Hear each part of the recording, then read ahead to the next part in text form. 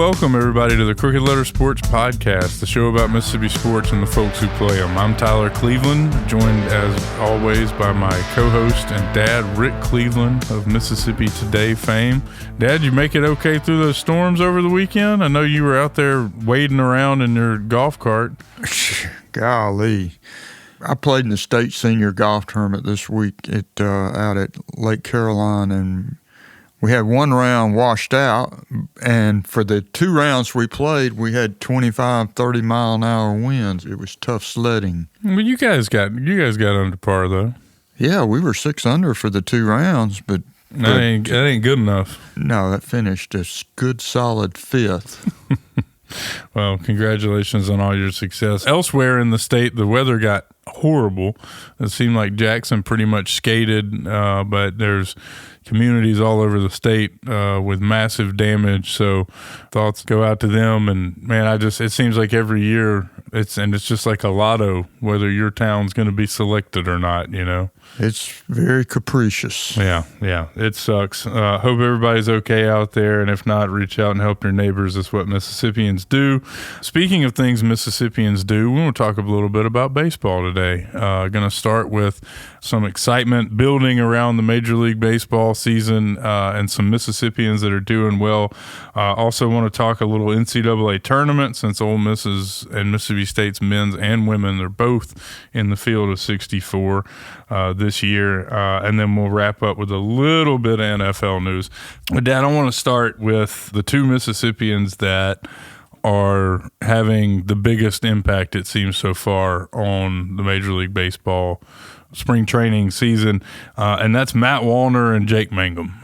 We've talked to these guys we talked about on this show a lot, but it just seems like it's getting ridiculous when it comes to Jake Mangum at this point. He's with the Rays now, has seen, limited time in the major leagues, but he just seems to keep getting better and better. And I was looking at it this morning. He's now hitting, 429 over 28 at-bats with 3 doubles, and most surprisingly, I guess, starting to hit for power. Got a couple of homers in there. He's hit 2 home runs in one game Sunday. I mean, that's been that's always been the knock. Everybody knows he can run the bases, he can field. He gets on base. That's my favorite thing. But he hasn't been a prolific power hitter. And, boy, I saw him right before he went down to spring training. He's put together now. I mean, he's got some more muscle, and he's using it. And, I keep trying to – I don't know why they would not keep him with the big club, but we'll see. It'd be a lot more fun if they did, or trade him to somebody who will. This is kind of his prime here. Well, he's 29. Right, that's what I'm saying. Like, we're getting on up there, and, this is as good 28 or 29, I'm not sure. Time flies when you're having fun. Yeah, but he's I want to see him get the opportunity, because I promise you that he will hit. Mm-hmm. He will hit 300, and he will get on base, and he'll steal some bases, and he'll play you a great outfield. Yeah. No, I'm a huge fan. I hope that he gets that opportunity this season to be an everyday player.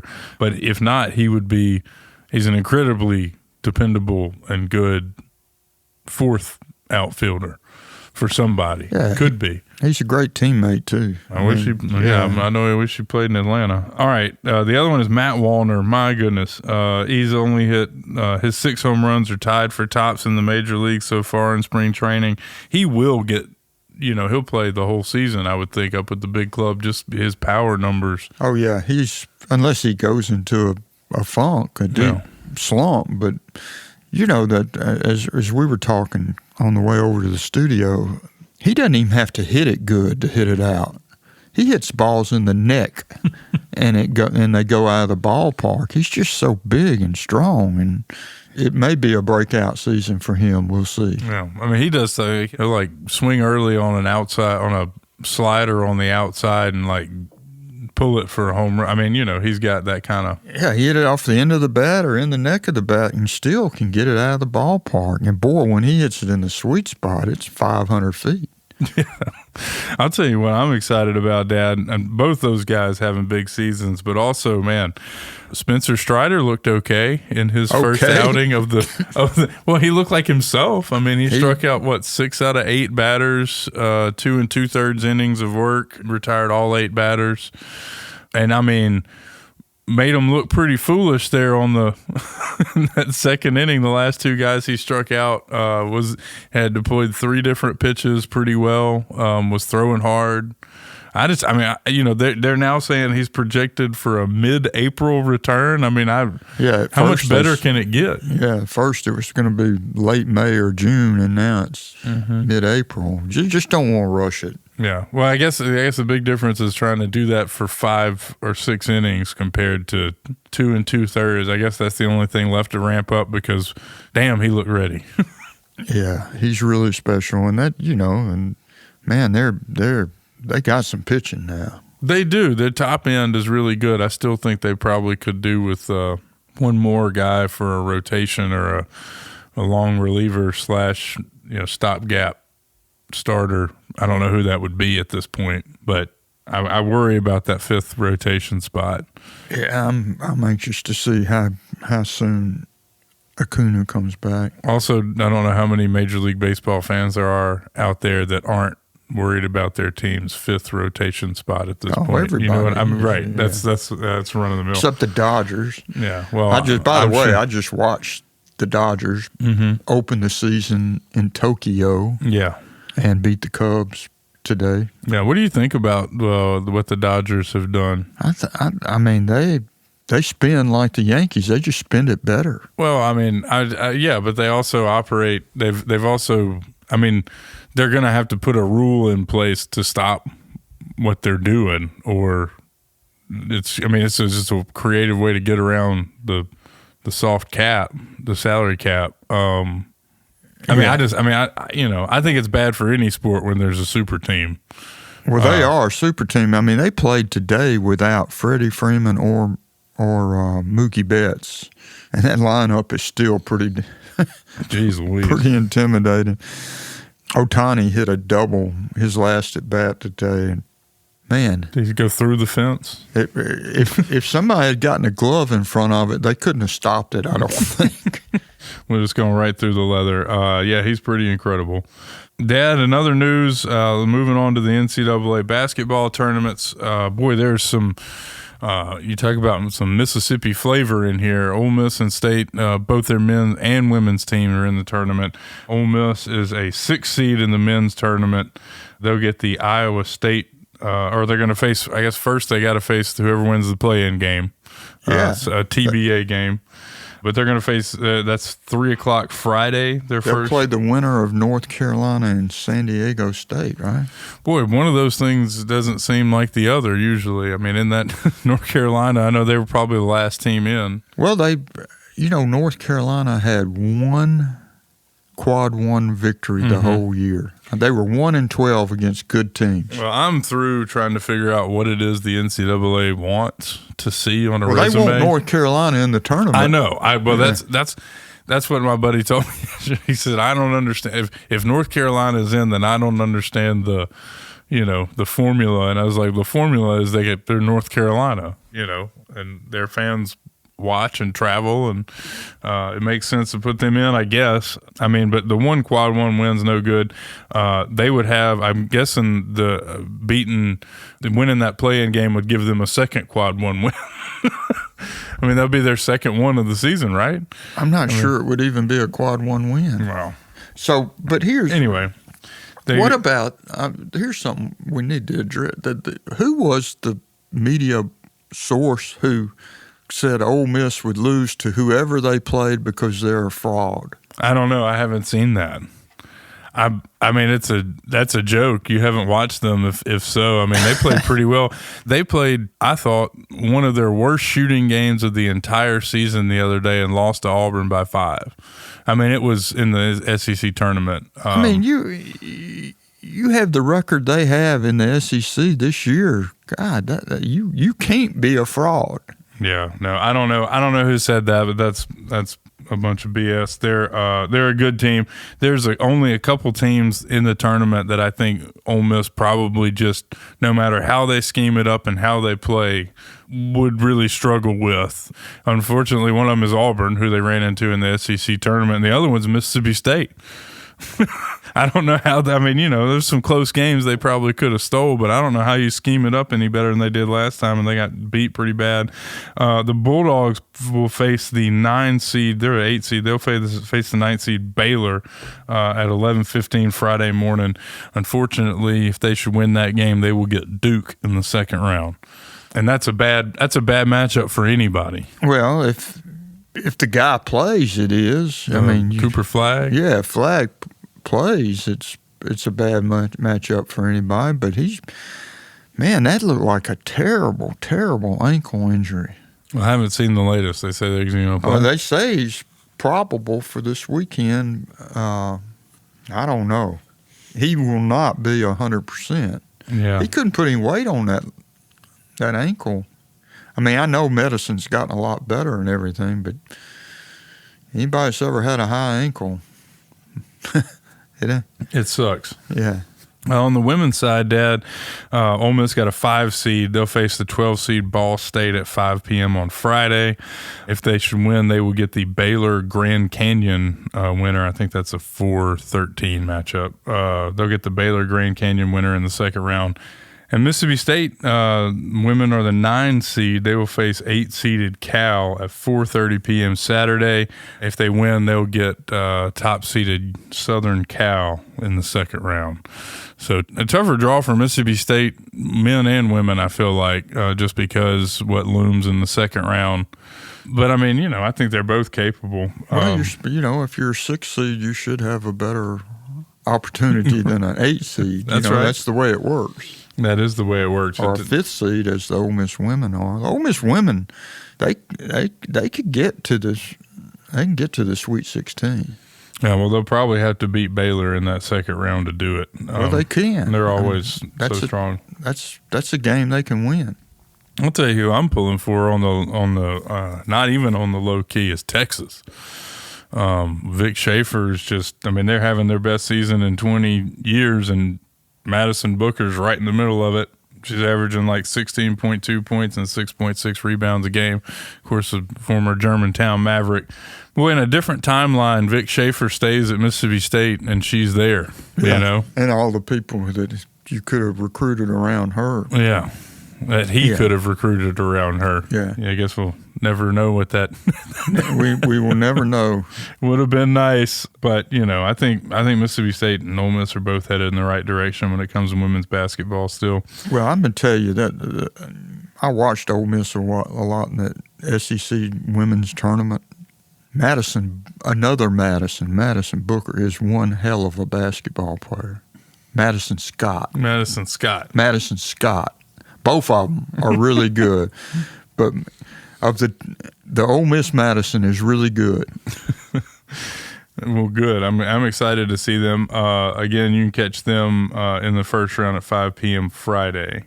Dad, the college baseball did not go as well over the weekend. I usually open this show talking about how well the Big Three did over the weekend. Boy, it was not that kind of weekend.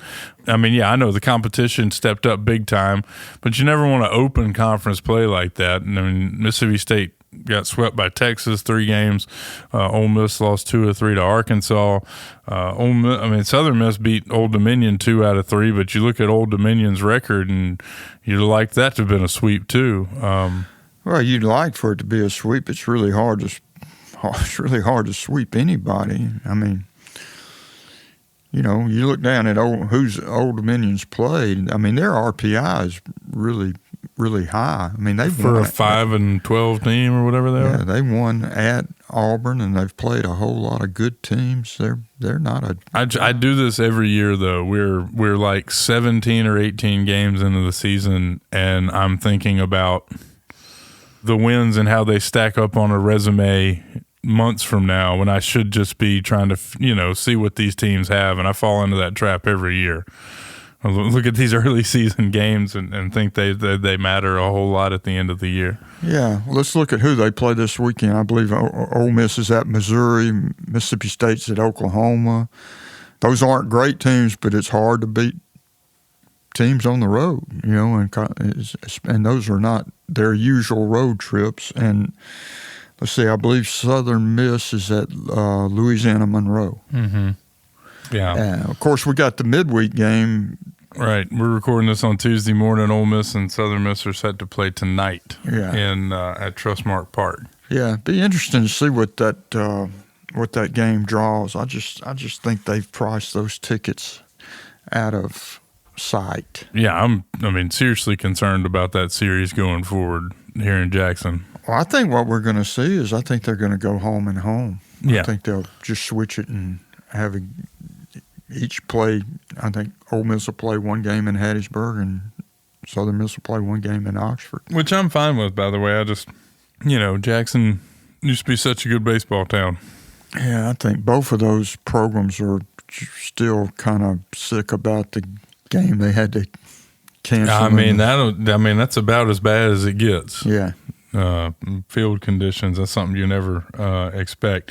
Dad, we're about out of time, but a couple of other pieces before we get out of here. Something that kind of broke late last week or early last week, right after we recorded, was a friend of the show, Brandon coach Sam Williams, the football coach, announced he was stepping down to take the head coaching job at UMS Wright in Mobile. It's a 5A school down there, a private school that competes in the AHSAA. I thought it was kind of an interesting move. Kind of sad to see Sam go. I knew he was going to move up the ranks. I just didn't know it would be in another state. Yeah, he's one of the brightest young coaches come through Mississippi in a while. I don't know, a better financial deal, I guess. Yeah. Well, I know his kids. This would be a better opportunity for them scholastically. So hopefully they'll fit in down there and everything will go well.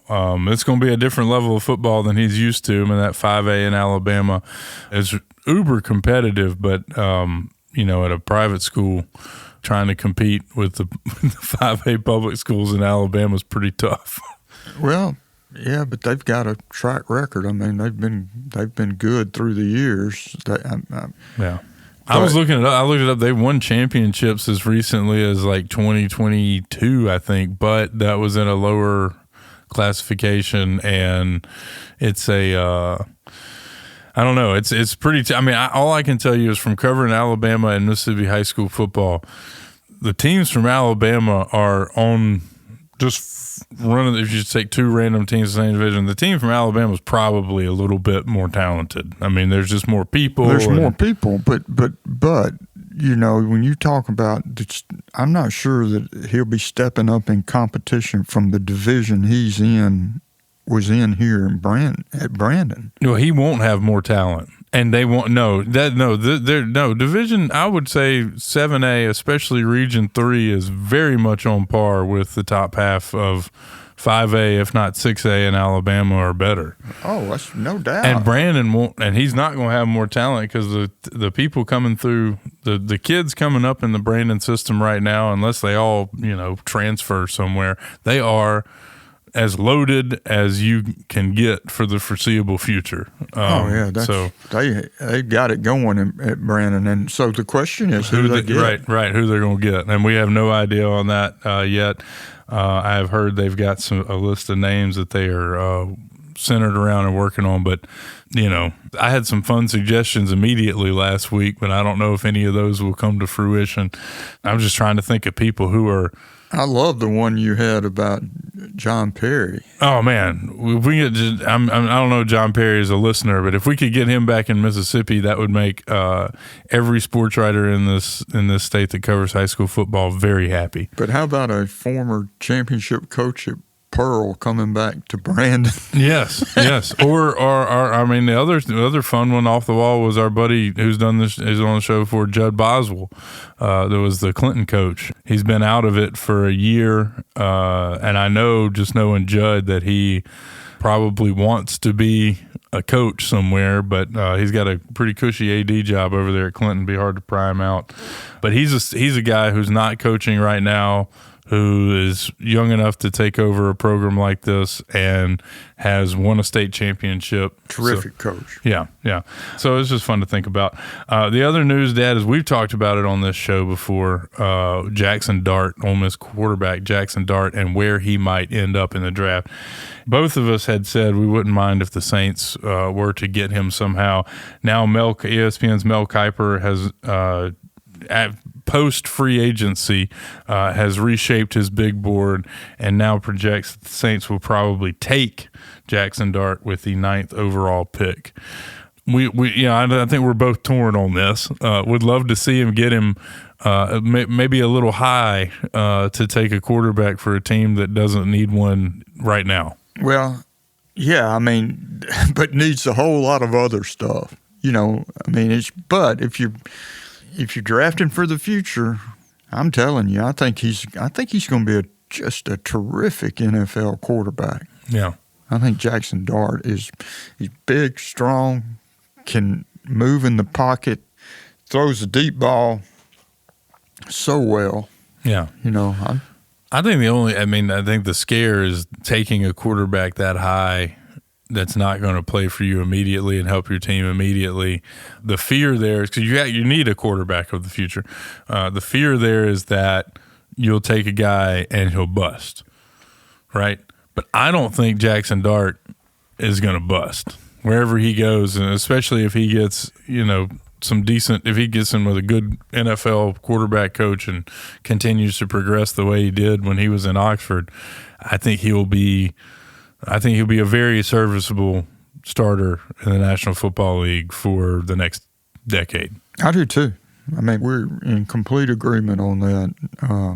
I keep reading the knock on him is that in Ole Miss's offense, so much of what he does is preordained. Mm-hmm. I mean, that's the way football is going. It's about to be like that in the NFL too.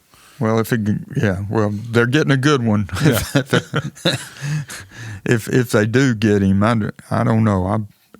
They need so much help in so many places. And most of the signings so far have been on the defensive side of the ball. I saw they picked up a really good safety. The Reed guy from Kansas City gets reunited with Matthew.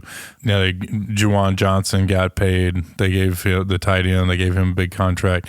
So it seems like they got to get better in the offensive line. I mean, that's my only thing is I keep waiting to see some big offensive line signing or somebody they've brought in to compete or something, and just kind of bereft on that. So that's the other thought: trade that 9th pick, trade down, get pick up a couple of picks, take about 3 or 4 offensive linemen, and create some competition and kind of spur that thing. I mean, I think that's immediately would be better for the Saints than drafting Jaxson Dart.